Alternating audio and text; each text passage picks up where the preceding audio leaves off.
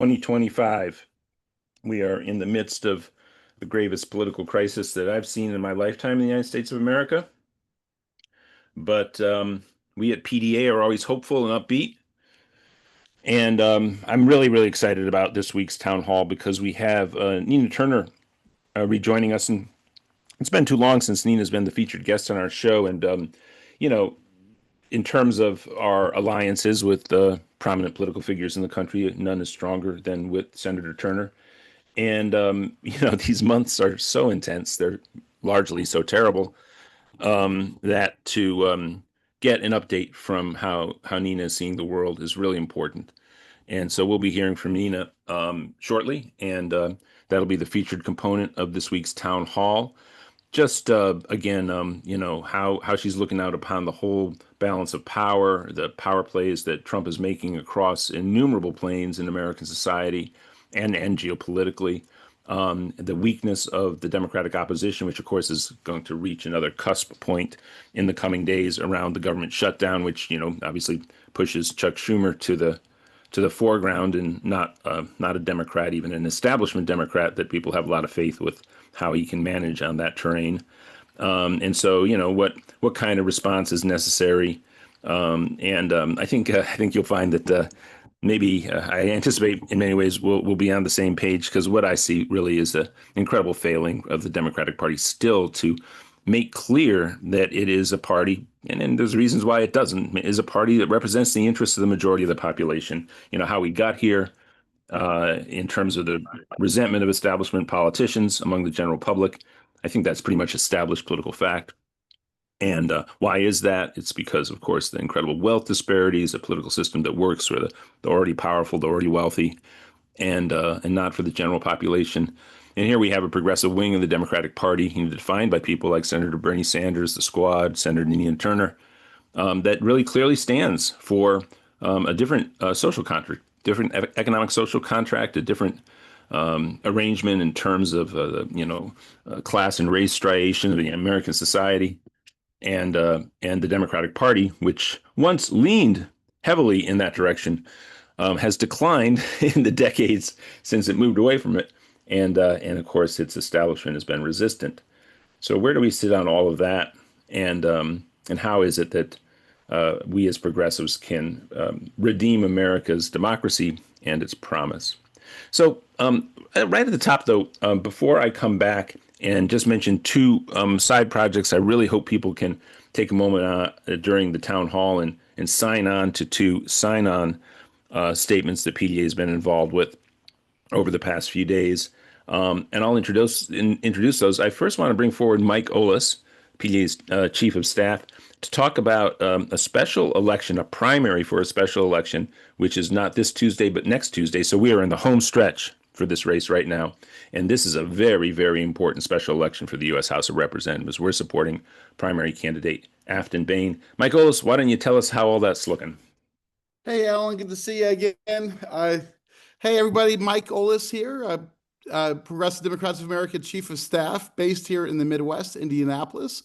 And just about 4 hours down the road in Nashville and the surrounding areas, there is a hot, heavy congressional race. It's Tennessee 7. Tennessee 7 is one of the worst gerrymandered districts in the whole country. Back in 2022, 2021, the Tennessee legislature cut the city of Nashville, a place that has a pretty progressive voting bloc, into three districts and carved it out. So, downtown Nashville includes, both the Kentucky-Tennessee border on the east and the Alabama-Tennessee border on the south and to the west. So, southwest down to the border up to the northwest border with Kentucky. So just a gigantic district that includes downtown Nashville and carved in a lot of quote unquote red territory. And so last month we endorsed Afton Bain for Congress. Afton Bain is a true progressive, the only really true grassroots progressive in this race. If you look up her resume, she is, worked for Indivisible. She's worked on Social Security. She's really led, I've known her for years and years and years because of her organizing work. And it's like basically putting a PDA member in Congress. And if she wins, It'll be one of the biggest up because this is a heavily gerrymandered district. But they carved out Nashville, so there's still a lot of Democrats that we can go out and win and turf and working class turf. We can flip this district. So a week from Tuesday is the primary. I hopefully will be down there helping out, and then in December, early December, will be the general election. There's 13 people running for the seat on both sides, Republican and Democrat. And Afton is the only woman, and she's either the youngest or second youngest person in this race. And but mid 30s, very experienced as an organizer, as a change maker. And if we win this, we can do it. Just pull off a huge upset. So I just want to, if you would, Mike Fox, if you would put links in the chat how to get involved. We're gonna be phone banking for Afton the next 10 days, and hopefully the next several months as we win this race and change Congress. Last week we got to send Annalena Grijalda to Congress, which is a lot of fun. That was an expected pickup. She was the vote once they see her, which is controversy, right? Once she is seated, she will be the Epstein vote, the 218th vote to get the Epstein files released. And so imagine if we get Afton into Congress, it's a whole different game. So we'll keep on talking, and Alan, back to you. Yeah, and no, Afton Bain too. She's a state rep in Nashville, and she gets a good amount of press. And I think she is absolutely a signature example of how a progressive could do in a district like this. In other words, we're experiencing this incredible divide between the working class, a classic divide and conquer between the white working class and the multiracial working class, right? The working class that's concentrated in population centers, that's diverse and concentrated in communities of color. And that's just a defining feature of American society. And Afton Bain can really, really reach working people out across this district, outside of the parts that are Metro Nashville.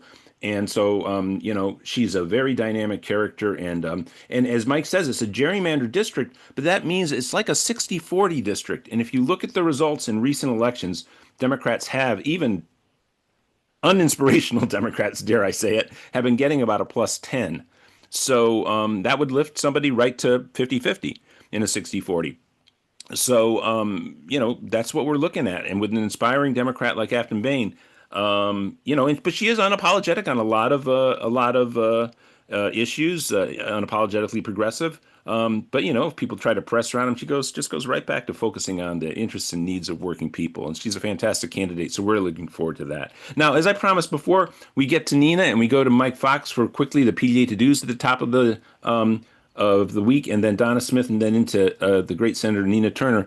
I want to put into the chat, as I have right now, an Action Network petition. I'm going to put it in again right now, so it's at the very bottom there. And this is a sign-on petition. It's a shared sign-on petition. So please use this link, so Progressive Democrats of America will, get its value in terms of exchange of emails through the Action Network system. So sign on to that link, and it is calling for the firing and or resignation of the University of California, Berkeley president, who, without any due process, submitted 160 names of people who are suspected of being involved in potentially anti-Semitic activity, including a slew of Jewish people, by the way, because of their pro-Palestinian activism or just opposition to what's going on in Gaza. So please sign on to this petition and share it with your friends. This is outrageous. Of course, the University of California, Berkeley is legendary in terms of the free speech movement. So this is a real betrayal of the spirit of that great public university. And along with our partners at Roots Action, we're calling for this, the firing of the president at UC Berkeley. And I don't usually jump right into calling for the firing of people, but really when you're naming names without any due process. And by the way, there are rules at University of California, Berkeley about the necessity of due process for anything like this. He just completely stepped over all of them. He's a new president. Conspicuously, he was the previous president of the University of Texas. And then finally, I want to put into the link here let me get the Zoom back up here. How can I get my Zoom image? There it is. And I'm going to put it into the chat. This is a very important petition from our friend Ro Khanna. Ro Khanna is likely to be our guest on next week's town hall, and he is now calling for asking people to sign on to a statement he has produced calling for the United States to recognize a Palestinian state, to join with the UK, France, Australia, a number of traditional US allies who have finally gone against the hegemon, gone against the United States of America, and they have recognized a Palestinian state, and it's a very important moment to do so, as important leverage against the Netanyahu-led Israeli government at this hour, and in the week that they're all been at the United Nations, and Netanyahu's now doing meetings in the United States. So please sign on to this petition as well, calling for the recognition of a Palestinian state. So there are two things to sign on to, and now with more PDA to do's for the week, I introduce you to the great Mike Fox. Mike Fox, take it away. Can you hear me, sir? I can indeed. Wonderful. To-dos, gang, I'll be real quick because I'm chomping at the bit to hear from Nina in a very big way. So I'll be brief. Number one, as always, revel in the fact that you're surrounded by people who get it in this room every single Sunday. Excuse me, 4 p.m. Eastern, 1 p.m. Pacific. We are here to come together as a community and literally provide health care for each other. You make me healthier, and I thank you for that. All right, so to-do number two is take notes, because we're going to be talking about a lot of things here that need some action attached to them, okay? I'll be back at the top of the hour to take a look at where we're at on our goals. And then during family time, we'll expand our to-dos. But just bottom line for now, take some notes. Then from a time and treasure standpoint, number one time thing, besides what Alan has asked you to click on, number one, we got to be on the phones for Afton in a big way. So if you're a phone banker, we got a lot of them on this call. Phone bankers, help me out here. If you're a phone banker, type in the chat, I'm a phone banker, join me, tell us why you do, whatever. Positive energy, bring us in some teammates. And in your statement, put in there pedamerica.org/volunteer. So they've got a link right there to click on, okay? Organizing 101 here. So I'm going to be tossing into the chat that link as well. But if you don't see that, just everybody, pdamerica.org/volunteer, or just go to PD America and then click there to go to volunteer. But bottom line, we're looking for 1 hour. That's it. If you can do more than that, wonderful. A lot of people on this call do a lot more than that. But just an hour is all that we're looking for, and let's get in a big way here, okay? And then from a treasure standpoint, solidarity is what we're looking for here, gang. That's true in everything that we're doing, but especially in this case, we don't have a bunch of billionaires hanging out on this call. I know that. If you are a billionaire and you're on this call, you're a real special billionaire, and let us show you some love. But bottom line, all of us together end up making all this stuff happen. So just put a buck in. Put in 5. What we're looking for is solidarity. If you can do more than that, great. But if not, that's fine. What we're looking for is just all of us showing each other positive reinforcement here, right? We got people here that are carrying heavy weight for us. So if we all pile on together, we can take some of that weight off their shoulders, okay? Let's make that happen. We'll be back at the top of the hour, like I said, to identify where we're at on our goals, and stick around for family time, where we'll take a real deep dive into a big long list. Back to you, Alan. And I'm always honored to introduce the chair of our PDA advisory board, and the previous executive director, Donna Smith. And welcome, Donna. And after Donna, Nina Turner. But Donna, take it away.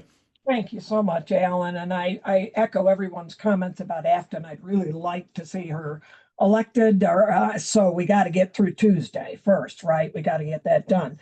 Couple of things I want to talk about this week, because, I host Positively Progressive, the podcast.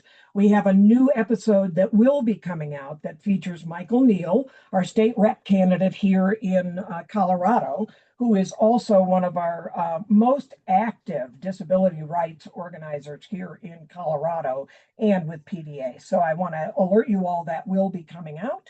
So pay attention to that. I also want to thank you, Alan, and those who hosted the special event yesterday in California, where folks were talking with and meeting and getting to know Hartzell Gray, a candidate who is running from some district in Missouri. I think we'll know at some point. It's the oddest time, isn't it? Really weird. Yeah.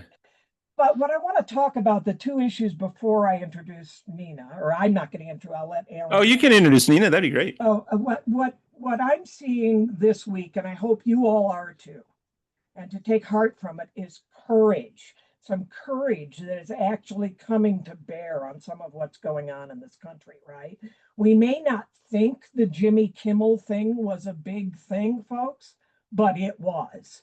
So for those of you who had anything to do with canceling subscriptions, boycotting other things, canceling trips, doing whatever you could personally do to support that effort, good on you, because I imagine you were a part of millions, and people in the pop culture world of this country, that kind of stuff is very, very important. It's very important still. So, and I thought Kimmel's monologue was brilliant. But the event yesterday in California really represented this culmination of work of PDA from very, very long ago. I remember in even 2010 to about 2011, when we were talking about Bernie Sanders and wanting Bernie Sanders to do something more than what he was already doing, and standing up as a voice in Congress for working people in a way that we weren't hearing from other people. Starting the Progressive Caucus, all of those things. So in 2010 to 12, we were really gearing up. And then, as you know, PDA was the driving force. Tim Carpenter, John Nichols, Steve Cobble, all those names we've heard, in getting Bernie Sanders to really do a serious consideration to actually make a run for president in 2016. In 2016, a young man named Ian Schiffer from California met with me when we were sitting in Philadelphia hosting a Progressive Central there when the DNC was meeting. And we formed the idea for a YPDA, for a Young Progressive Democrats of America. Long before, I don't know exactly how old Hartzell is, but not very. And, long before Hartzell was really a part of our DNA here at PDA. And then all this work and all this energy and all this policy and all this stuff that Bernie Sanders started so long ago and that PDA helped ignite. Wow, look at Hartzell yesterday, talking about those policies, still able to talk about the Bernie run. This is 15 years later, folks. This is work. You don't think your organizing work matters right now. You may not feel like you're doing enough or you're putting enough pressure on, but folks, oh my gosh, you are doing great. You really are. Pat yourself on the back for what you are doing. If you can do more, do it. But if you're getting tired around the edges, it's okay. Second thing, I am lucky enough to know a young woman named Rachel Arcurso. I don't know how many of you know Rachel. She is Miss Rachel. She is a young woman who started educating with toddlers, basically, and became very famous on YouTube. Rachel and her husband, Aaron was my son's best man at his wedding, and we wow. know these people. And I want to promise you, this young couple is putting at risk everything that they have worked a long time for Miss Rachel to make these beautiful and heartfelt and clear comments about babies and children starving and dying in Gaza. They are heart-wrenching to watch because Rachel is real. She just became a mother for the second time to a little girl. And it is breaking her heart as a mother to watch what's happening. If you haven't seen these videos, tune in somewhere, YouTube, Facebook, Instagram, TikTok, wherever you do. That, my friends, is real courage. Real courage. When you've built up millions of followers and then you say, would I risk it? And their answer was, yes, we will.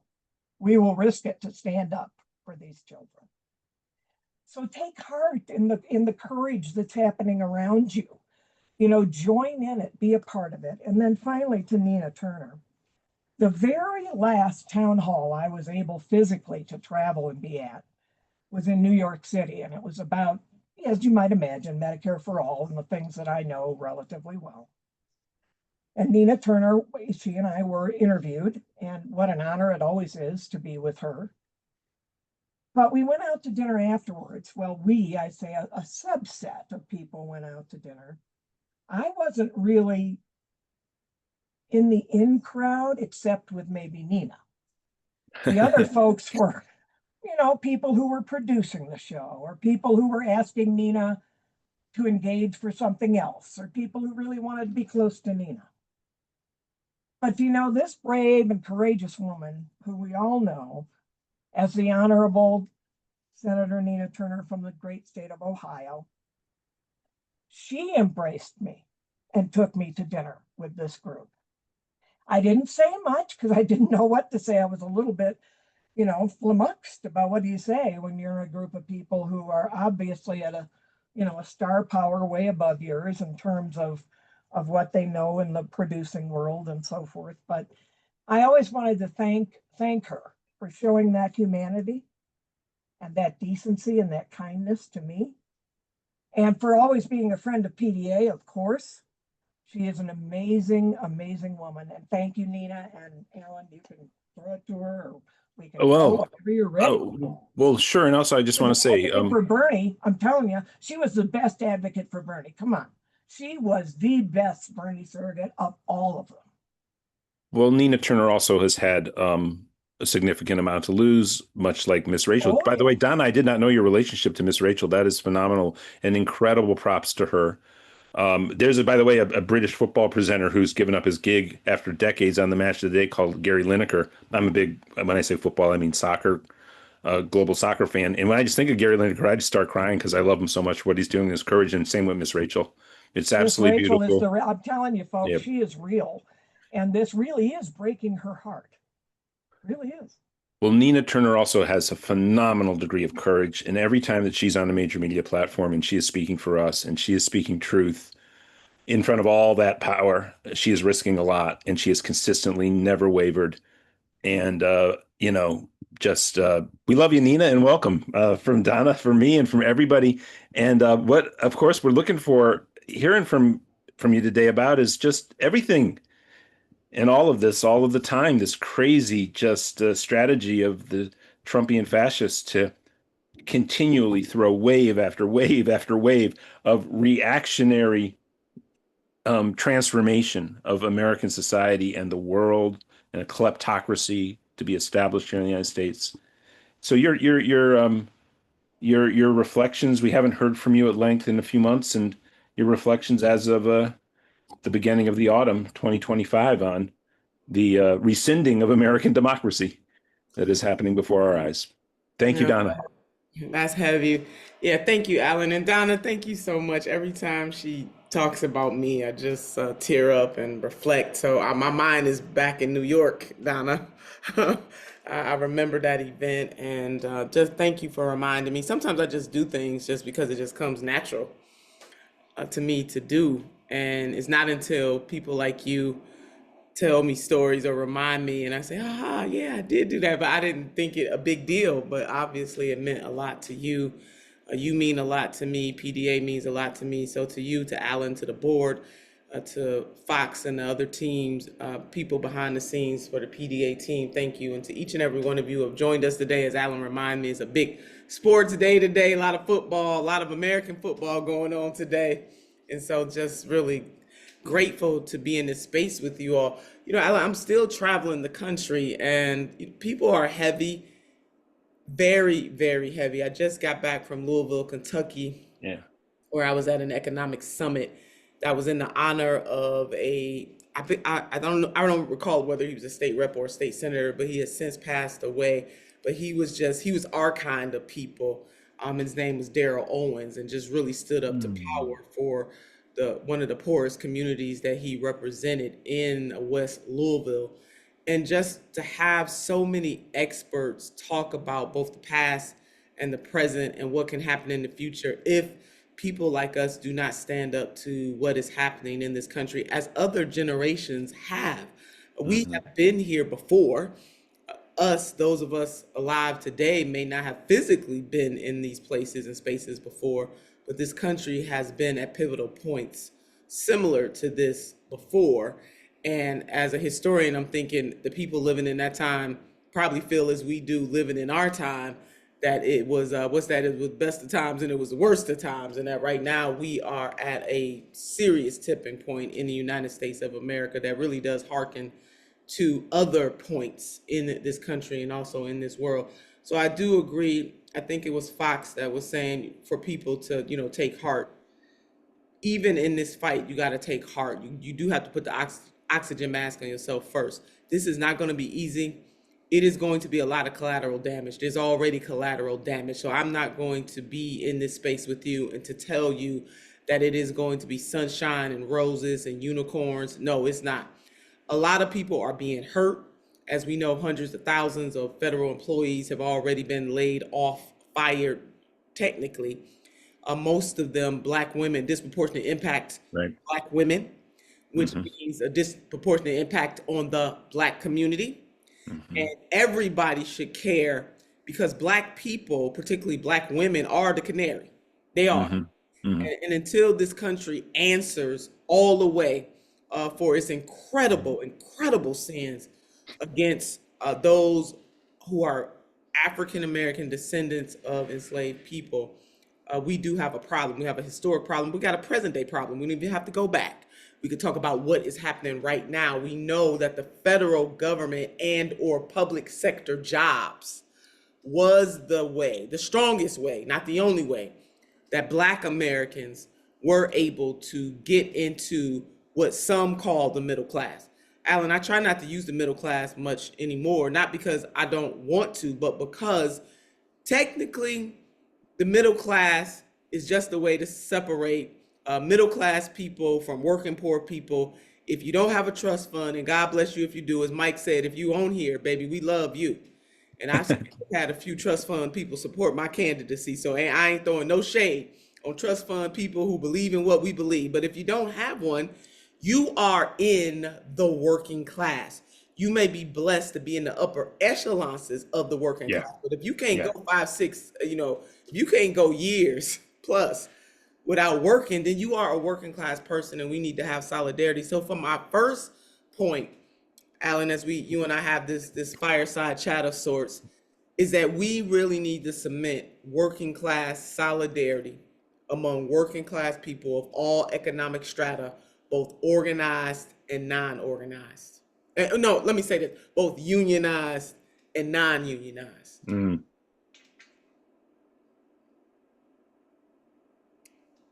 So I don't know. I don't know if you want me to keep going. I thought you might. Oh yeah, no, no. Of course, your point is well taken. I mean, if you're in supposedly the middle class and you're paying your bills, and generally right now, the way after 4 decades of neoliberalism, the way things have sort of worked is it's sort of structured so that people can get by and even seem to be prospering on the condition that they don't have a family and that they're sort of individual actors, and yet they're almost always going to be going from job to job, and they're almost never going to have any vacation time. So you're telling me you're not working class when you're never getting the opportunity to take a few weeks off or control your own life like you could. So yes, absolutely. And basically, if you don't own the means of production, you're working class, right? You're not your own boss, right? And even, of course, middle management really is pretty working class these days in most circumstances. I mean, So if people work, I mean, I just say if you go to a job, whether you punch a clock or you're on a salary, to me, and I'm out to redefine how people see working class from all backgrounds and all economic strata. If you work for a living, you are working class. I just refuse to let them continue dividing us because that's what this is all about, is divide and conquer. Now, a lot of people in the upper echelons of the working class don't see themselves as that. They see themselves as separate and apart, but that's an illusion. All over the country, and I remember specifically, especially when I was on the Sanders campaign and both, people would tell me their stories. And one story I remember in particular, this couple where one of the spouses had contracted cancer. And they were in the upper echelons of the middle class. Right. Wiped out. Wiped out. So so we're all one accident away, one medical thing. Anything can wipe any of us out. It's just how quickly you're wiped out becomes the question. It's about question of degrees. But we're all Carly in there saying exactly, but we are all of us are working class people. So we need that kind of solidarity, Alan. My second point is that And it's the organized, really my third point, but I want to move it up to the top. We need more people who are on this call today to bring 2 or 3 other people with you to join PDA. You need to send them the link. You need to pick up the phone. You need to send them a text message, a message in a bottle, smoke signal, whatever you do in the 21st century to get a message out. But commit yourself. I know it's Fox's job to give people assignments, but I want to lay onto this. This is a very easy thing to do. That once a month you can bring one person. I would say 3 because I believe in the power of 3s. But if you can bring 1 to 3 new people to join PDA, to send them the link, to bug the heaven out of them until they sign up minimum. That's his first level. Then you're going to start asking them for some money. But the first thing we need them to do is to join the Progressive Democrats of America. And you can share with them, they don't have to be diehard Democrats to join. That's just the name of the organization. The mission of the organization is more global than what the name would indicate. I believe in the power and the leadership of each and every person on this call and each and every person that is going to actually see us after the live call on YouTube. If you have not liked the YouTube link, go ahead and like that link. But folks, we should find a way to see the members already. We can have some kind of contest or something, but you guys got to get 1 to 3 people a month to join PDA. And I also see PDA forging a deeper relationship with the Working Families Party. As we look at the political, like the raw political nature, the raw electoral political nature of this moment that we are in, the Working Families Party is, I believe, is a pivotal key. And Mo and I have been having meetings. Right. Both of us are just really outdone. And you already know this, Alan, just done. I'm just done. I really am done with the Democratic Party as it exists right now. And you and I have those conversations. Yeah. But I know you want to. Well, no, and with Mo, of course, I've been on a few calls with him, and and also with Jane Kim out here in California, and it's clear PDA has this very, very difficult turf of fighting inside the party, and Working Families Party can sort of steer away from that, and generally does, and they're happy to let us take that hard assignment because it's that's why it's a good relationship. Yeah, it's a very difficult assignment we have. Yeah, because you don't play. I mean, on a team, and this is my other thing. There are a lot of organizations out there, people who are in line with our method of thinking for the most part, that we need to create a human rights economy, that we need a new deal, that we need a freedom budget for all Americans. I mean, 21st century economic Bill of Rights. Call it what you want. The challenge is teams huddle. Right. Yeah. The coach says, okay, now I saw you out there, Minsky, now I need you to go a little bit to the left, a little bit to the right. Team huddle. Our challenge is not having enough people on our team, not enough. We have enough people, both organized in organizations, who understand what the goal in the hegemonic nation known as the United States of America should be. We don't huddle enough. We don't figure out who is on the field and who's playing what role. Now, getting back to the example of the Working Families Party and PDA, yeah, PDA is playing on the inside, Working Families playing on the outside. You both understand your role. You understand how to play this game. You just got to huddle more. Right. So in fact, in the article I wrote, it was a very difficult article because I wrote it coming out of the election. I think my thinking was still so much about the Democratic Party before the trauma of the Trump 2.0 era. But I actually used the huddle metaphor very clearly, that in order to take on the Democratic Party, you actually need an outside, inside, outside strategy. You need to be cuddling. You need to keep going in wave after wave because we're stranded inside a two-party system. And the Working Families Party, of course, does get this, and they understand this. And there's only a few states that have a fusion model like they have. They came out of New York State, which has a fusion model.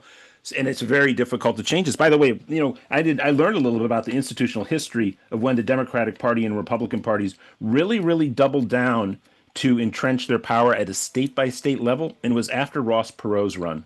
And so it was after the Reform Party. So they've really created all these barriers, and they'll never make the mistake again of signing on to fusion parties or statewide instant runoff voting and things like that. Both parties are fully committed against those things. Some of the activists who get inside the party are different. But anyway, you're right, absolutely right. because there are such institutional barriers, real institutional barriers, for the Democratic Party actually becoming aligned with the interests of its base and the interests of the mass American people, we need to understand that we're going to get rebuffed. We're going to get rebuffed over and over again inside the party. So we have to huddle on the outside. And you're absolutely right. It's like Nina Turner has to say to Alan Minsky, okay, you actually went down the field and you cut left on the pass. This time, fake left and go further up the field, and then we need that. I need, we've got to be able to, Alan can pass on a word to Jane. Jane can pass on a word to Mo. Mo can tell Alan what to do. Nina can give her thoughts, and we huddle. And you're absolutely right. Alan, Donna is saying she has to leave. I don't know if she wants to say anything. Oh, yeah, go for it, Donna Smith. I love you so much. Only one thing I wanted to throw into the working people. I agree with you about huddling, by the way. There's no argument here. This lack of huddling has been a problem. But anyway, I know I'm hearing among working people, so we can gain some traction here. How many of us are hearing of people on salary right now are told there's no limit to the personal time off you can take so long as your work is done? You determine when you take your time off, right?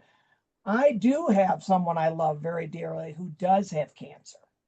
And it works for a company like this and chose not to take personal leave or medical leave because they trusted. They trusted the company, right? Would give, you can take the time off when your work is done. Person working 50 hours a week on salary, right? Talk about huddling. The boss brought them together last week, all of them, and said, it's making us look bad if people take more than 12 days a year. So, the things that are being done to working people right now and are fully legal to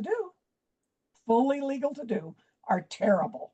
So gather those people in your circle, the U+3. I love it. So gather those people around you who you thought weren't aware that they are part of us. They are us. We are them. We are together. Working people are all being squeezed. And it's the salaried people and it's the people who are hourly, all of us. And I know, Nina, you've probably heard some horror stories too, but it's ridiculous what corporations are getting away with right now. And working people got to stand together. And we progressives, we got to get over ourselves in some ways. I know we all want the win. Every organization wants the win, right? It's because we need the resources, because in order to keep organizing, we have to have resources. But the reality is, if we don't start pulling all together, like the other team has figured out how to do, apparently, at least enough to bowl us over, then we're gonna have trouble and we're gonna lose our nation. And I'm just not willing. So I got to go to a family commitment. I love you, Nina, so very much. And Alan, thank you for hosting this, and I will see you all next week. Thank you, Donna. Thank you so much. Love you. Actually, one of the things that I think is clear in a perfect world, right, we would draw in a significant portion of the white working class that's been voting Republican in recent elections, and we could abandon any need for the Jamie Dimons inside the Democratic Party coalition or the anti-fascist coalition. But we're not there yet. And what strikes me is we have a Democratic Party that in terms of power balance is split between a progressive wing that supports the working class and a Chuck Schumer, Hakeem Jeffries wing that believes corporate America is going to reback the Democratic Party against the fascists because of the turbulence created by the fascists. And how do you, I obviously think we have to push to marginalize the Schumers and the Jeffries and to overwhelm them in terms of a coalition that's pro-working class. But what are your thoughts on all of that right now? Do you think that you think the Democratic Party is still very much too much in the grips of the? Absolutely. You're not making it easy for me today. Oh no, I know. Sorry about that. That's because we look to you. We look to you for your insights, but also the truth, Nina. And I know I'll make it easier for you. I don't see us overcoming the Jeffries and the Schumers instantly or easily.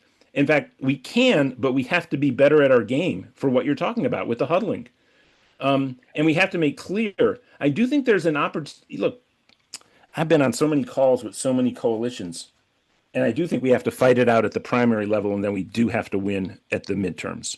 And we're going to have to suck it up and support some really crap Democrats at the midterms. Sorry, everybody, for me saying that, but I feel that way. Nina, you don't have to sign on to that if you don't want to. But, we at PDA realize we got to beat the fascists, because what happens if Trump wins? But I also think there's a potential for a real avalanche election. And so we have to get the right people winning the primaries. I mean, the opportunity to get a Hartzell Gray, who's joined us, into the U.S. House of Representatives, and Afton Bain, et cetera, and to push these as far as we can, and then to make sure that once they're there, they're advocating and people understand what they're advocating. Then, of course, we have to have the right candidate to win in the primaries in the 2028 presidency. If we revert back to a Gavin Newsom, who's, the scion of the, however you pronounce that word, of the Getty family, being the representative of the Democratic Party, we're just right back where we were with Hillary Clinton. No, we are, and definitely Hartzell's here. He definitely gives me a lot of hope, and the other candidates at PDA. So yes, primaries are very important. I don't doubt what you said. I mean, I swallow hard. I to hear you say what you just said. But as I said in the speech that I gave on Saturday, it's like one side of the room is on 24 hours worth of oxygen, and the other side of the room is on 48 hours of oxygen. And the people on the 24-hour oxygen got about 15 seconds to make it over to the side with 48. Yes, technically, practically, 48 hours gives us an opportunity to see if we can live a little longer compared to the people with 24 hours worth of oxygen left. So the practical nature of supporting corporatist Democrats in the general election to try to slow fascism down, I get that. I'm with that reluctantly. Yeah, no, and I agree with you. I think in the long term, if the Democratic Party remains tied to the Jamie Dimons, Chuck Schumers, and Hakeem Jeffries, that is setting the table for future Oh fascism. no, because you know what? One of my mentors used to say, "It doesn't matter whether you killed me by accident or on purpose. Dead is dead." So eventually, whether you got 24 hours or 48 hours, if something doesn't change, see, you were following my logic here. Right. People on 48 hours, they're gonna die eventually. And that is the moment that we're in. I mean, you have a Hakeem Jeffries who was willing to just totally sell out principles, if he has any, on a piece when it had to do with voting on making what was it, a day making a October 14th a Charlie Kirk Day. And then there was a little bit in the bill about political violence, but 3/4 of the bill, as my understanding, was about Mr. Kirk, who was horribly murdered, right? We know this, that nobody should be murdered in that way. Horrible.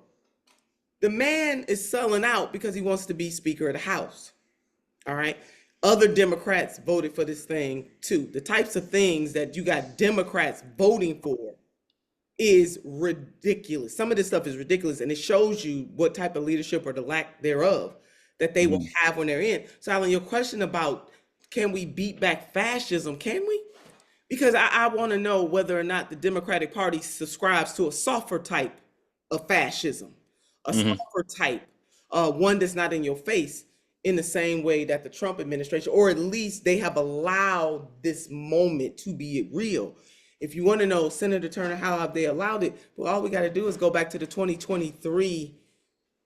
Carly said, but fascism is fascism, isn't it? Right. I mean, just go back to the primary process for the 2024 presidential election. Go back to the process of keeping people like Dr. West off the ballots in states, keeping off Marianne Williamson off ballots in states across this country, keeping off Congressman Dean Phillips, who is the only actively elected politician who had the courage to step up and say, I will challenge Joseph R. Biden. See, these people want to have revisionist history. So when they trying to mess with democracy, it's okay.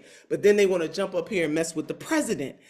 Listen, the Democrats in the Congress should stand up against this president, but where were they in standing up against the president that was of their party, when we had the opportunity to pack the court, when we had the opportunity to do away with the filibuster, when we had the opportunity to increase the federal minimum wage.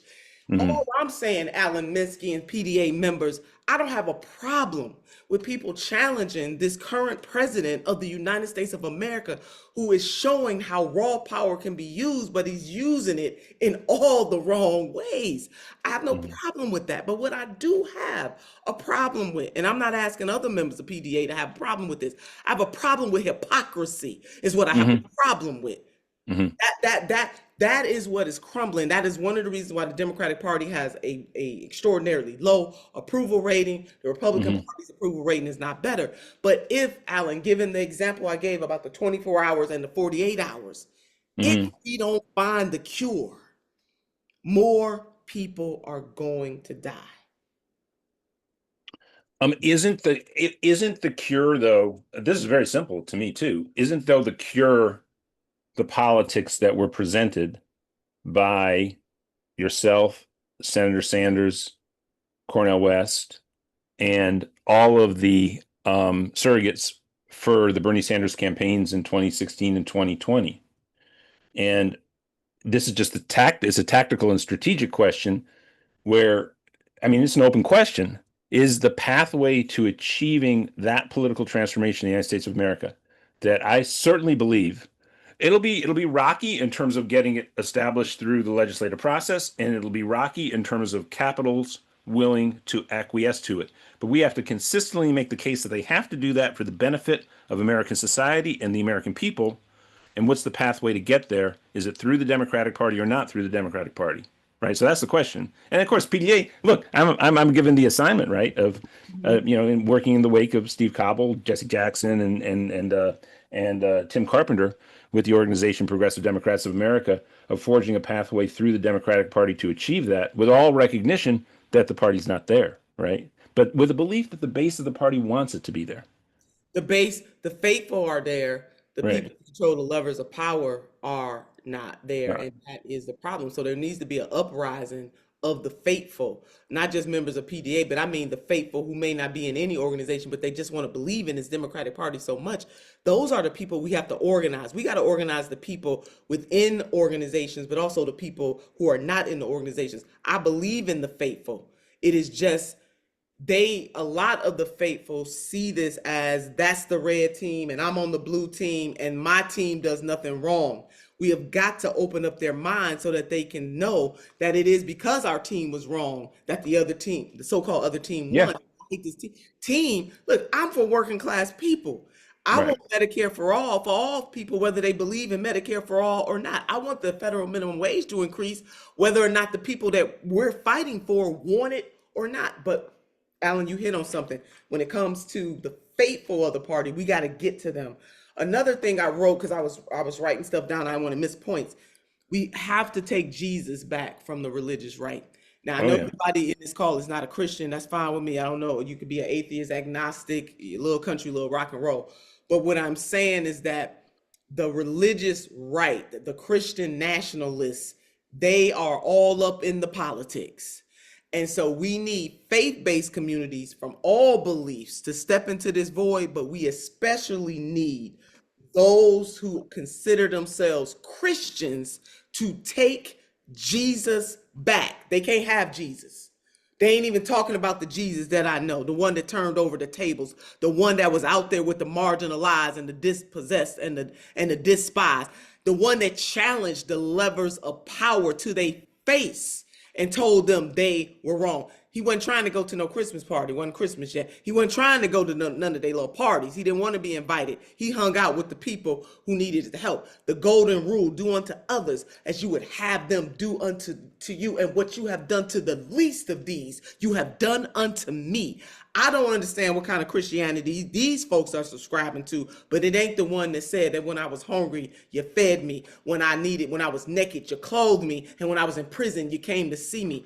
So on our list, and I'm not saying PDA has to take this on, but Alan, you're asking me questions on how we're having a conversation on how to fight back against fascism. One of them has to do in the religious or the spiritual realm to get people from all faiths but especially those Christians, to take Jesus with the sandals on. We got to take them back. They can't have You, them. I always forget the guy's name. He wrote the book *Sapiens*. Comes with three names. He's a very prominent global intellectual. And he, in speaking about, he's Jewish, and speaking about Judaism, he made the point recently that the current Israeli government is destroying 2,000 years of Judaism, because what happened in Judaism, and a lot of Christians don't actually know this.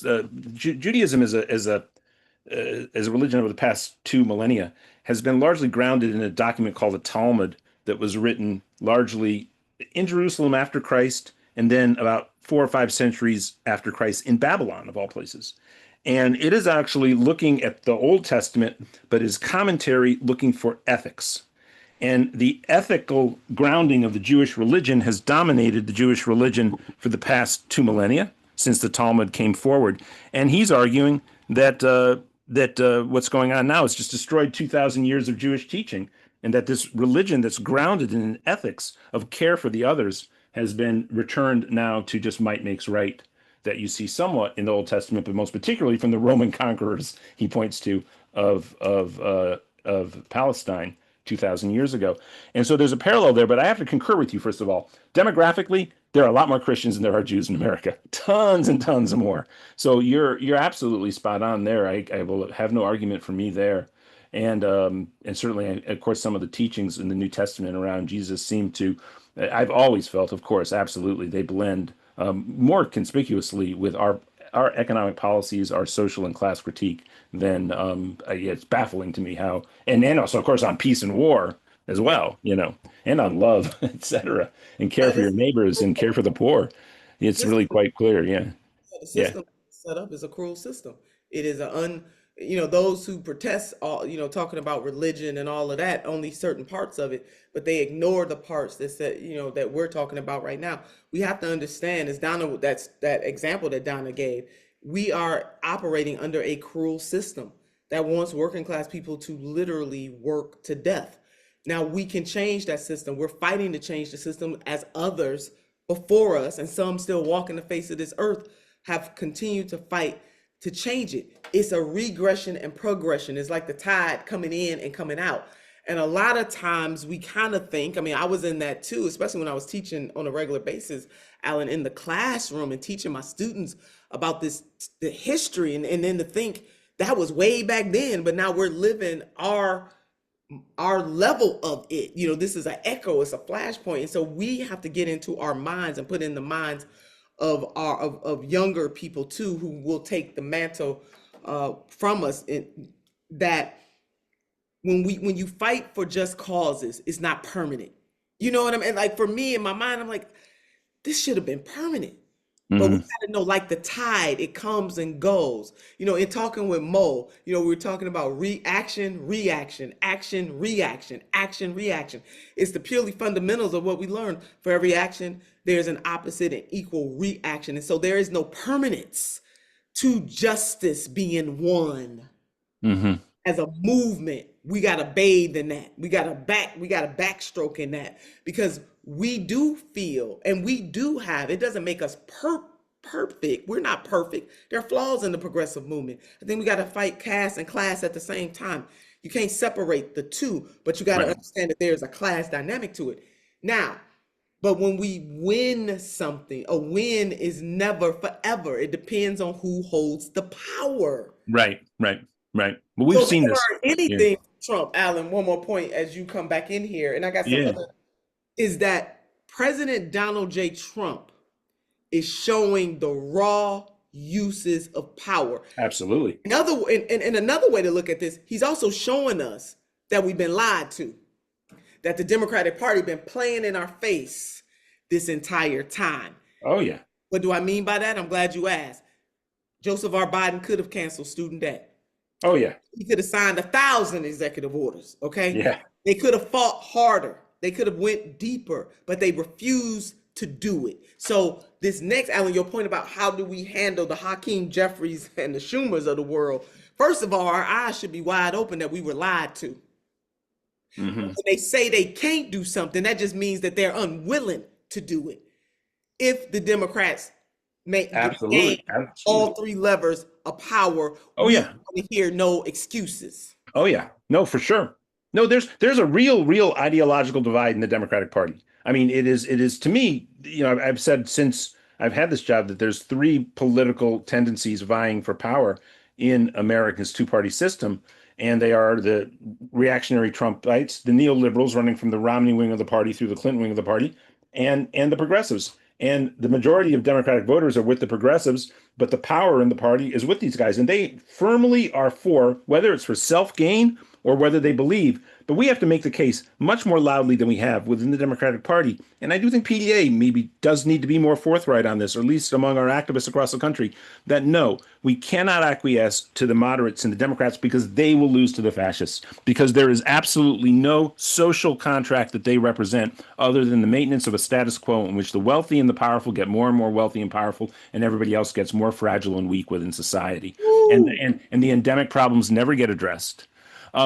I want to bring in Hartzell Gray for a second because I know he's short on time, and then we'll go to Mike and we'll continue the conversation. We'll take questions from the audience. By the way, I know this was a tough assignment in some respects, but Nina, you've been perfect.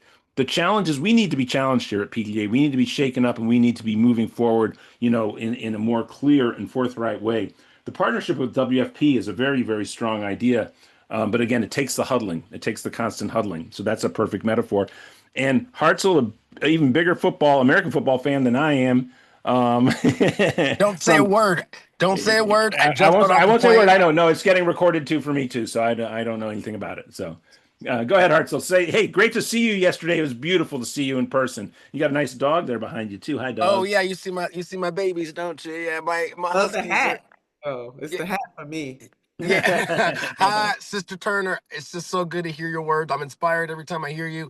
Yeah, so I just got off the plane. I was in LA meeting with some incredible folks from PDA. And again, and Sister Turner, you know this, I always say it, but like when you're running for office, you're on an island. And so when you're surrounded by folks you know and love, it just really is good for the soul. And this has been an incredible conversation. I am so happy that the plane landed when it did, because this has been exceptional. And I'm thinking, when I'm knocking doors for my congressional race, when I'm knocking doors and I'm hearing folks who are saying in the east side of downtown Kansas City, they're not saying they want to get back to Obamacare. I'm knocking doors and people are saying universal health care. Our folks are saying oligarchy.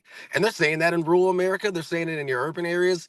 We have a chance here coming up to have a truly, I think, a historic wave transformational midterm elections. And Senator Turner, you're so right that we cannot ruin this opportunity, because we now know, we've seen the power that can be yielded, and we see it be yielded against us.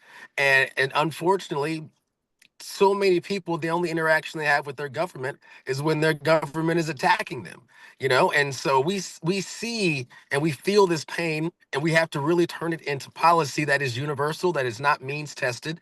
Again, we and when you said, Alan, how much that we are needing to take charge of this as PDA. I think that we have been on the forefront since forever. And if anything, I think our consistency is not just credibility, but it also shows that, our roadmap is the one that's going to work. That's why we have to support our candidates. We've got to make sure that we have to also make sure we hold these folks accountable, because Senator Turner is right. I, we may have to hold our nose and support folks who we would not otherwise support, because we're fighting fascism. But we can't let them claim the narrative. We can't let them claim that their ideas are better than ours. We have to make sure that we hold these folks accountable, and we need to keep building power. And I think also in this moment, organizing locally, the the feeling in the trenches. I mean, not only will you be building power with your neighbors, but you're going to get, your spirit will be renewed. And so many folks and organizations across the country right now are organizing. And I was thinking back when they were saying, after Trump won, a lot of folks were saying that it just feels different. It feels like folks they're not, they're just dispirited so much they don't want to No, that's not true. I think the energy is even greater than in 2017. Our folks are angry, and our folks are also brilliant. Our folks are smart. We have the answers. When I'm knocking those doors and they say we need healthcare, I say, well, what kind? They say universal. They know that the rent is too damn high. So when I say, well, what do you think about a rent cap? They said, yep, I love that. And so, like, none of these things that I've ever proposed or that Senator Turner has proposed, like, they're not original ideas. We come from a progressive radical tradition, and we're informed by our folks who are so close to the problem, the closest to it. And so, yeah, this has been a great call. So I'm just happy. Thanks for letting me speak a little bit, but this has been great. And before Nina responds, just should everybody know that in the chat you can find the link to donate to Hartzell's campaign. Mike Fox has placed it in there, and please do donate to Hartzell's campaign right now if you can. We'll go to Mike for our PDA to-dos at the top of the list, but the top of that list right now is to donate to support both PDA's efforts to support Hartzell Gray's run for Congress and directly to Hartzell's campaign itself. That's in the chat right now. Please give what you can. And over to Senator Turner, and then final thought from Hartzell, then back to Mike Fox, and then we'll continue with questions for Senator Turner from the audience. So, Senator Turner, you're up. Yeah, thank you, Alan Hartzell. It's always so good to see you, and I hope that the members here will take the time to donate to his campaign. He is part of the answer. We have got to stack. You're talking about stacking the Supreme Court. We have got to stack that Congress with people like Hartzell Gray who will not sell out, give up, give in. We need more of that. Alan, what's swirling in my head, as we talk about 24 hours versus 48 hours, the way that Democrats though, Schumer and Jeffries, the way they get us, and I'm just using them as a stand-in, but the way those neoliberals get us is we're better than them. And then when you begin to comb it back, they're really not much better. I mean, if we use Gaza for our all up in our face example, the genocide or the ethnic cleansing started under the Biden administration. And so it just pains me with this lesser of two evils is still evil, although I understand clearly. I want PDA to understand. I know I want people to understand. I hope people understand where I'm coming from. I get it. But if this is going to be a celebration about the who becomes the next Speaker of the House and all they're going to do is dance around the House of Representatives with this fake stuff, we don't need it. There is going to come a point again. Yeah, that'll be a setback even. Yeah, it will be absolutely a setback. The people with 48 hours of oxygen eventually, if nothing changes, is going to die. So I got to embed that in the heads of the folks that are on this call who are on the front lines, that we have got to do a new thing. We got to make different kinds of demands, and there's going to have to be consequences when those neoliberals absolutely do not move the way that we need them to move. And that goes back to recruiting, maybe not necessarily, but having conversations with that faithful, Alan, you're on it, the faithful who might not be members of anything, but they catching hell like everybody else. I want to draw people's attention, Alan. I know we're going to have question and answer. Just one more thing as I was pulling up some of my notes. FDR never considered himself, he was not a socialist, he was a capitalist. But I want to know how many people on this call know that in 1941, President FDR wanted 100% tax on estates greater than 535 million in today's dollars. Did y'all just hear what I said? He's not a socialist. He cannot be labeled a socialist. He is an American hero, even though a lot of them programs was racist. Okay, but I'm put that in the parking lot. Y'all know this. Let's stay here. 1941, FDR wanted 100% tax on estates greater than $535 million in today's dollars. But you know what he settled on? He settled on a 77% tax, which lasted until 1976. Wow. So, call the question, did President FDR ever envision a world where there would be billionaires on their way to being trillionaires? Absolutely not. Right. It's obscene, it is cruel, it's immoral, and it is wrong. Now, he settled on that, which incidentally 40% today, but only on estimates, only on the states over $30 million. So we went from 100%, he wanted 100. See, this is how y'all negotiate. He wanted 100. He got 77. And now today, It's only 40% on the states over 30 million, nowhere near the $535 million by today's dollars. In other words, our four-time president did not want of children of billionaires to be billionaires because, as his cousin Teddy Roosevelt said in 1906, it would destroy our democracy and our economy. Okay, I'm dropping my mic. I'm dropping my headphone. I need y'all to understand this. What we are attempting to do is not new. Hearts will go to you in a second, but I'm going to clarify one thing I just said. Why do I mean it'll be a great defeat if Hakeem Jeffries, who of course will be celebrated in the ways he'll be celebrated as the first person of color to be a Speaker of House, right, et cetera, because it will be the celebration of a Democratic Party that is utterly status quo, that seeks in no way to change the social and class relations in the United States of America. And in fact, if you really dig into what Hakeem Jeffries' political career has been about, it will serve the interests of finance capital, because that is who he's an elected politician. His career has been about serving. And that is a betrayal of what the American people want from the Democratic Party, and it will be a setback in terms of us turning the Democratic Party in the right direction.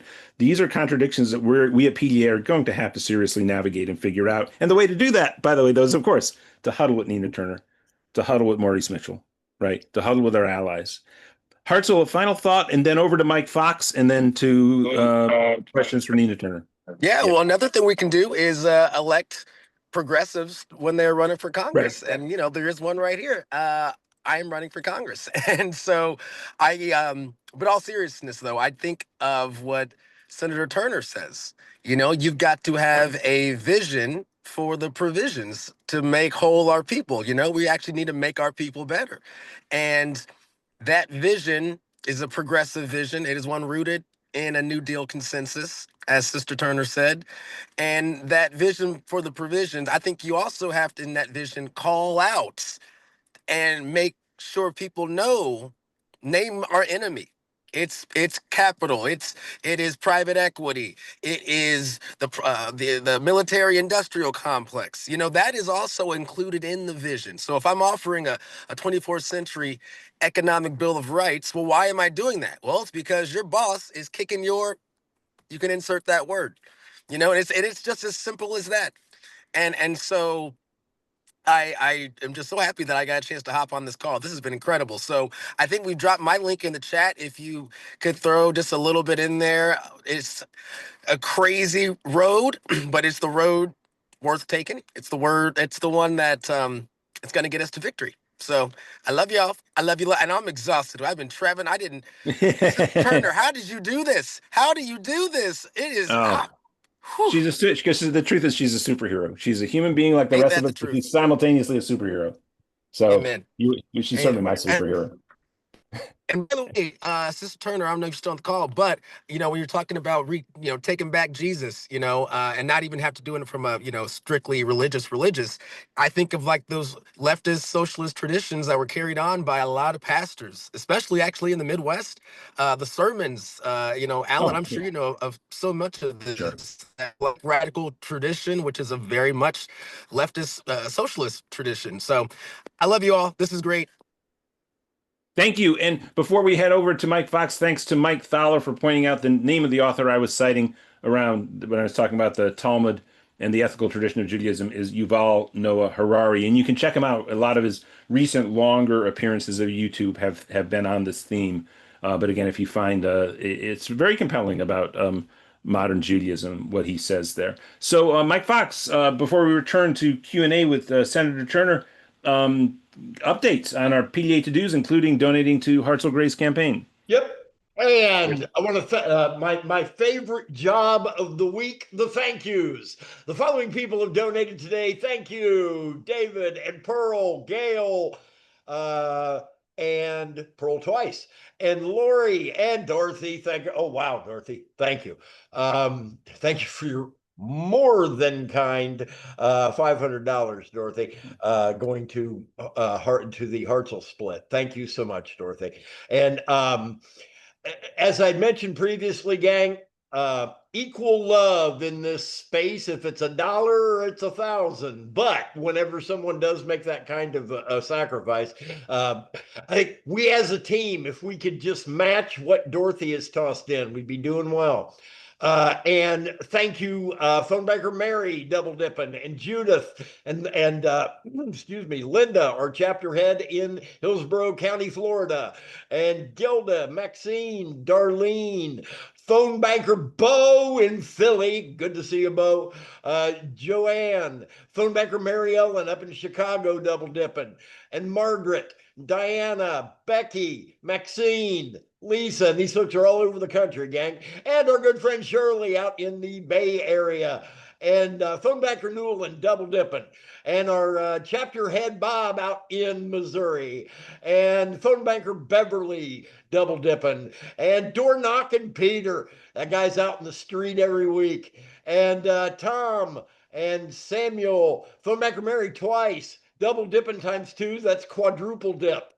Debbie and Neil, Valerie, Michael, Dr. Sonnenborn, phone banking, double dipping, and finally, Michael in Chicago, who starts us off. I can't remember the last time Michael didn't start us off with his more than kind, religious $5 every Sunday. See ya.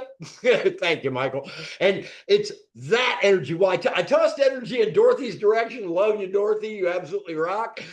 At the end of the day, what's going to win this for us, gang, is the energy that Michael is doing. It's a part of his weekly life. He's here, he's tossing in what he can, and them phone bankers who are also donating, double dippers, that's what I'm talking about. So everybody, let's pile on here, keep this thing going. We're about 8 short of our goal on phone bankers right now, so please do 1 hour. 1 hour, that's all we're looking for, gang. If you can do more than that, wonderful. But we're just looking for an hour. Let's get that thing cranking. We'll be back when family time starts for a little bit more of a deep dive. Back to you, Alan. Oh, well, thank you so much. And just Nina, right as before we take questions from the stack, further thoughts you want to add? And yeah, Senator Turner.